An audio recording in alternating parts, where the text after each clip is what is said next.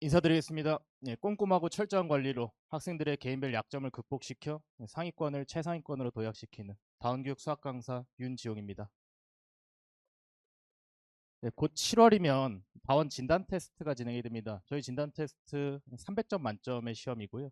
300점 만점 시험 중에 약 200점 초반의 점수를 받은 학생들. 그러니까 이 이창희 원장님 반에 들어가기 조금은 아쉬운 점수를 받는 학생들이 보통 저희 반에서 이제 공부를 시작을 합니다. 근데 300점 만점 중에서 200점 초반이라는 점수가요. 사실은 지금은 크게 와닿지 않으실 거라고 생각을 해요. 제가 확실하게 말씀드리면은 그 친구들 수학에 있어서 상위권이라고 말씀드릴 수가 있습니다. 왜냐면은 지금 현재 9등급제에서 그 친구들 내신 1등급을 충분히 받게 할 수 있고요. 그리고 수능으로 가더라도 1등급이 나옵니다. 다만 같은 시험을 봤는데 250점 이상을 받는 학생들이 있습니다. 그러니까 저는 그런 친구들 최상위권이라고 부르는 거죠. 그러니까 250점을 받는 최상위권들과 200점 초반의 상위권들은 분명히 점수 차이만큼의 실력 차이가 있는 거고, 그럼 그 실력 차이가 난 이유가 있는 겁니다, 분명히.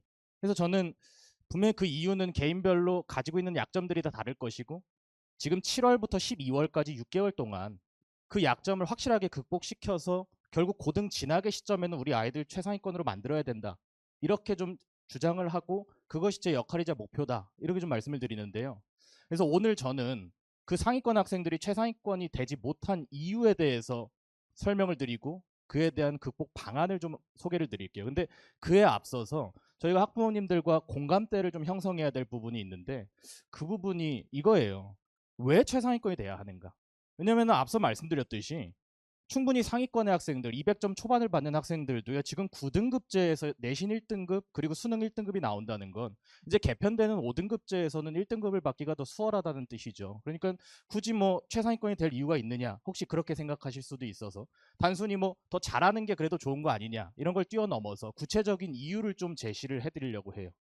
먼저 첫 번째는 제가 크게 두 가지 제시드릴 건데요. 첫 번째는요, 제가 2028 개정 교육과정 첫 해를 맞는 우리 아이들의 심정에서, 아이들의 입장에서 한번 생각을 해봤어요. 지금 우리 아이들 중학교 때 올 A라는 단어가 되게 유행처럼 쓰이죠. 지금 또 자사 지원을 앞두고 있는 시점에서 올 A. 근데 고등에는요, 올 1등급이라는 단어가 유행이 될 수가 없습니다. 왜냐면 올 1등급은 신이거든요, 사실. 그래서 신을 그렇게 함부로 언급하지 않아요. 근데 이게 이제 5등급제로 개편이 되죠. 그렇게 되면 제 생각에 올 1등급이라는 단어가 되게 유행처럼 번질 것 같아요, 고등에도. 그러니까 결국은 이 상위권 최상위권 학생들 중에 올 1등급을 노리는 학생들이 많아질 거고, 그리고 또 그런 학생들을 노리는 대학들이 저는 많아질 거라고 봅니다.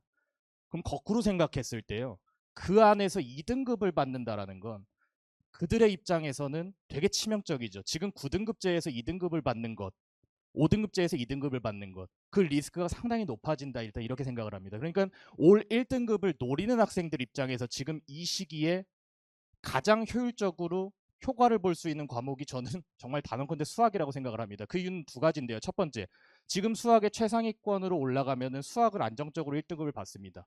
그 두 번째, 그렇기 때문에 내년 3, 4월 학기 중에 수학 공부 비중을 낮출 수가 있어요. 그게 되게 중요합니다. 수학 공부 비중을 낮춰도 1등급이 나온다는 건 자신감이거든요, 결국. 근데 그 자신감이 최상위권 학생들만이 가질 수 있어요. 그 자신감을 가지면 그 수학 비중을 낮춘 시간 동안에 타과목 공부를 할 수 있고, 그렇기 때문에 올 1등급이 현실이 될 수 있다, 이렇게 생각을 하고요. 두 번째는 수능입니다. 제가 아까 전에 상위권과 최상위권을 구분하면서 저희 진단 테스트 기준 점수로 200과 250을 들어드렸는데, 그거는 지금 시점이고요. 나중에 한 3년 뒤에 최상위권과 상위권의 이 구분은요, 수능 기준에서, 수능 수학 기준에서 그냥 1등급이냐 100점이냐 이렇게 나뉠 거예요. 왜냐면은 보통 84점 정도까지 1등급이 나옵니다. 그럼 84로 받은 1등급과 100점은 다르죠. 어디서 다르냐면 정시에서 다릅니다, 결국은. 그래서 혹시라도 아이들이 뭐 의대 정시를 생각하고 있다던가 정시로 좋은 학교를 노린다면은 수학은 100점을 맞아야 돼요. 근데 혹시 현재 고등 자녀를 두고 계신 학부모님들은 정말 뼈저리게 잘 아실 겁니다. 고등 올라가면 수학 실력이 잘 안 올라요. 고등 올라가서 수학 실력을 올린다는 거는 사실 저는 많이 힘들다고 보고, 고등에서는 가지고 있는 실력으로 점수를 만들어내는 훈련을 또 하는 거거든요. 그렇기 때문에 지금 7월부터 12월 6개월의 시간 동안 저는 우리 아이들을 최상위권을 반드시 만들겠습니다. 그렇기 위해서 왜 우리 아이들은 지금 최상위가 되지 못했느냐? 여기에 대해서 크게 세 가지 키워드를 오늘 잡아드릴게요. 세 가지를 잘 기억하셨다가 우리 아이가 최상위권이 현재 아니라면 어떤 이유 때문일지 우리 아이에 대입해서 한번 생각을 해보시면 좋을 것 같은데, 우선 키워드를 먼저 잡아드리고요. 그에 대한 구체적인 부연 설명을 이어드리겠습니다. 우선 첫 번째 미적분 원. 이건 구교육과정상의 수학 2입니다. 그리고 두 번째 공통수학 원투. 이건 이제 수상하죠. 그리고 마지막은 속도와 정확성, 한마디로 계산력이다. 이렇게 좀 설명을 드리겠습니다. 그래서 오늘 저는 이 세 가지 키워드를 제시를 드릴 거고요. 이 세 가지 키워드가 현재 상위권 학생들이 최상위권이 되지 못한 세 가지 이유다.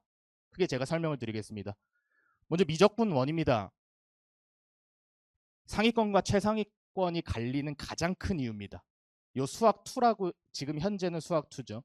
왜냐하면 이 미적분 원이라는 과목이 개념이 굉장히 깊어요. 개념이 깊은데 단원 간의 유기적인 연결이 잘 돼 있습니다. 그 말은 뭐냐면 1단원을 까먹었는데 3단원을 공부할 수는 없어요.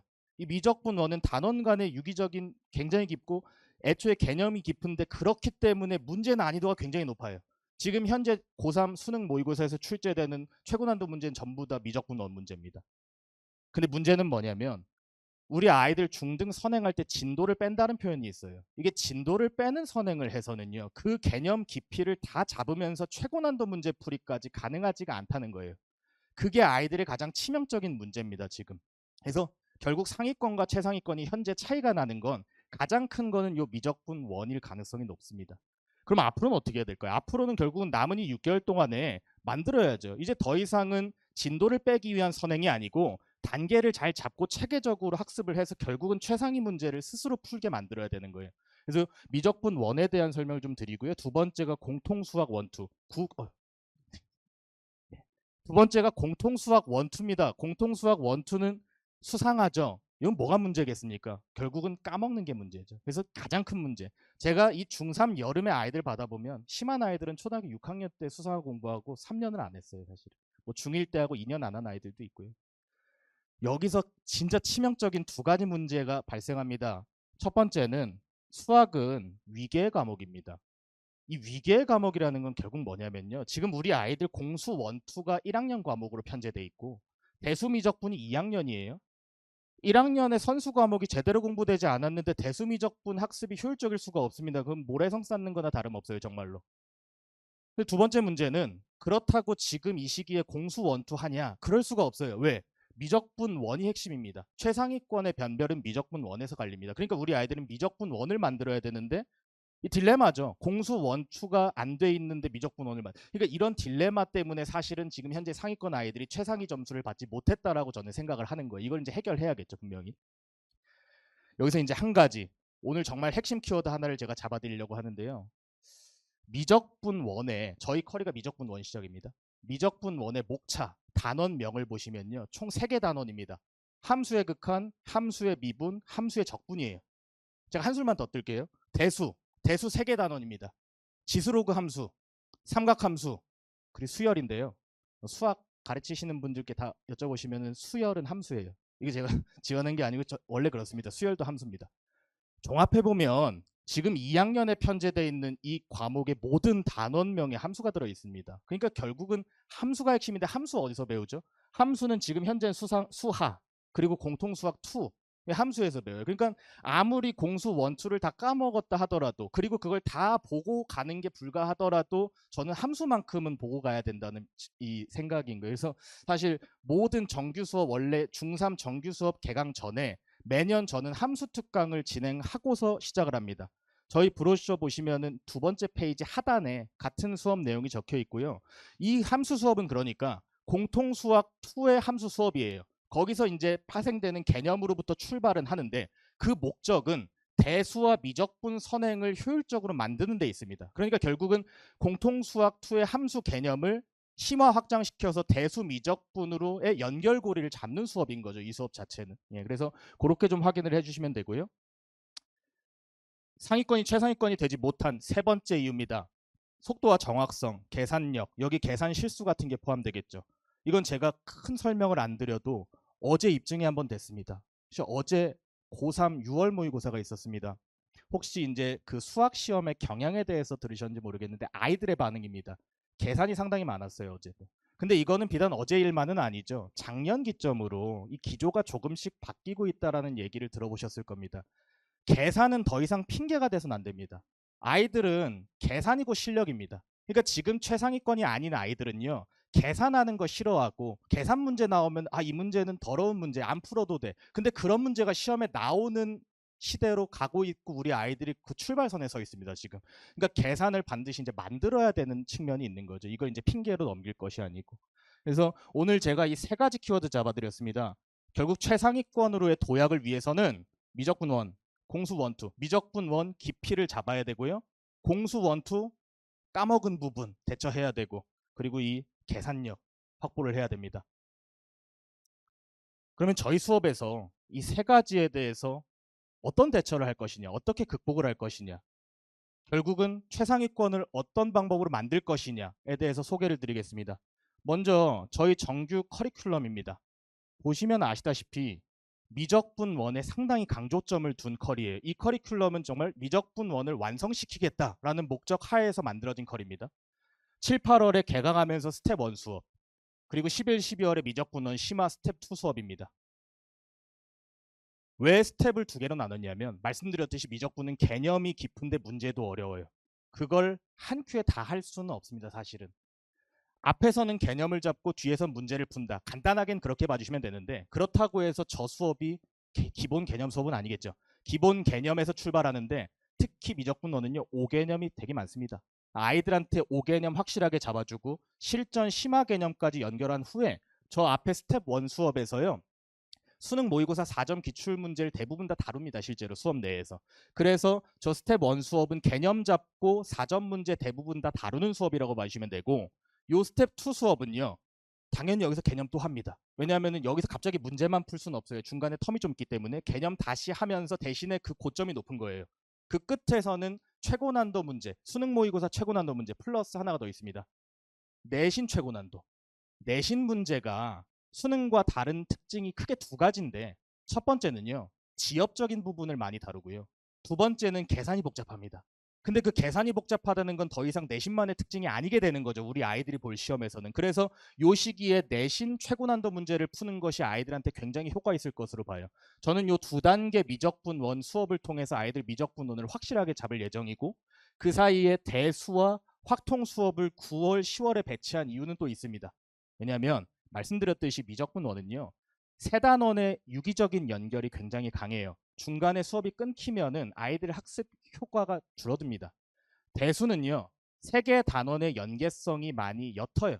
단원별로 공부할 수 있습니다. 근데 우리 아이들 학사 일정 보시면 9월, 10월에 중간고사 있고 없는 학교가 있더라도 기말고사 있고 사실 시험이 없더라도 연합으로 수업이 진행되기 때문에 시험이 있는 학교들 때문에 휴강 기간도 있고 뭐 텀이 되게 많아요.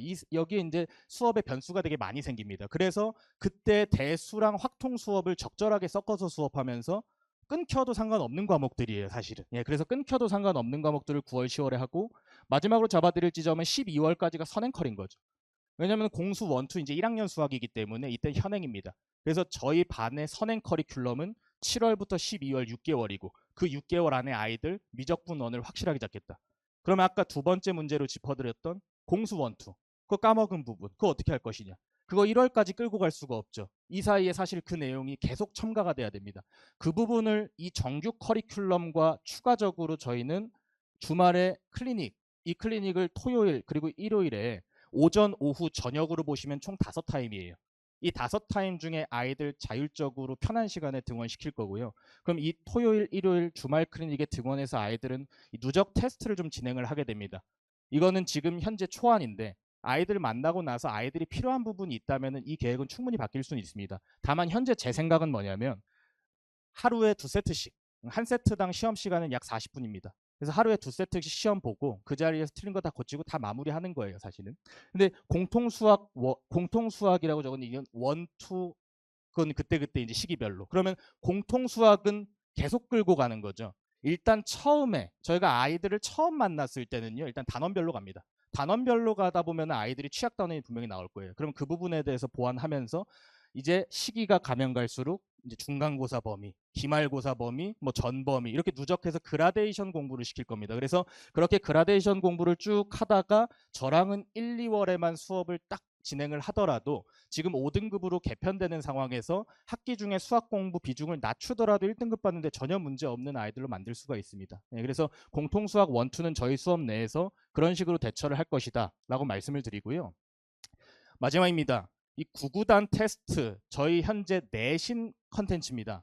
고등 내신할 때 쓰는 컨텐츠인데 말 그대로요. 우리가 이 구구단 게임을 하죠. 친구들끼리 구구단 게임 하는데 졌다고 해서 그 구구단 모르는 사람은 아니죠. 뭐 실수를 했을 수도 있고 아니면 뭐 오래 이게 주고받다 보니까 집중력이 흐려졌을 수도 있습니다. 근데 아이들이 시험에서 틀려오는 거 보면은 다 그래요. 다 실수고 다 집중력 흐려져가지고 틀려오는 것 때문에 등급이 깎여요, 사실은. 그래서 그 내신 대비를 위해서 제가 만든 게 구구단 테스트. 이건 그냥 시험을 본다고 되는 일이 아니에요. 아이들이 계산 미스 날 법한 문제들, 그리고 집중이 흐려졌을 때 틀릴 수 있는 문제들만을 모읍니다. 30문제를 30분에 보는 시험이에요. 그러니까 굉장히 아이들 입장에서는 빡빡합니다. 이건 원래 내신 대비용이에요. 근데 이걸 지금 변화하는 시험의 흐름에 맞춰서 이거 중3으로 이번에 내립니다. 왜냐하면 아이들 계산 연습시켜야 되잖아요. 효과가 제일입니다. 계산 속도 정확성 잡는 데 제일 효과고, 실제로 지금 이제 고등학교 2학년 경기고 2학년 학생이 저희 반에 있는데 그 친구가 중3 때부터 저랑 시작을 해서 사실 그 친구의 고질적인 문제가 계산 실수가 계속 일어나고 계산 속도가 느린 거였는데요. 지금 저랑 이 트레이닝 끝에서 현재는 학교에서 수학 1, 2등 하는 학생이 됐어요, 사실은. 근데 경기고가 시험 형태가 되게 타임어택입니다. 경기고 시험 스타일이. 근데 그런 학교에조차도 대비가 될 정도의 시험 훈련이다. 이렇게 일단은 봐주시면 될 것 같고요. 마지막은 저희 반의 시그니처 컨텐츠입니다. 이 손필기 해설을 나눠주는 강사님들은 사실 많으실 수 있습니다.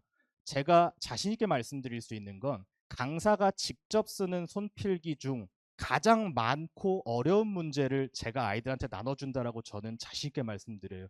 제가 이거 아이들한테 나눠주는데 크게 두 가지 효과를 노립니다. 첫 번째는 아이들 맞은 문제가 다 맞는 게 아니에요. 그 이유는 뭐냐면 고등 시험의 핵심은 타임어택입니다. 아이들은 틀리는 걸 싫어해서요. 숙제 풀 때 찍는 아이들도 있어요. 조금 그건 좀 심한 거라면 숙제를 풀 때 어떤 방법이 됐든 간에 끝까지 풀어서 맞춥니다.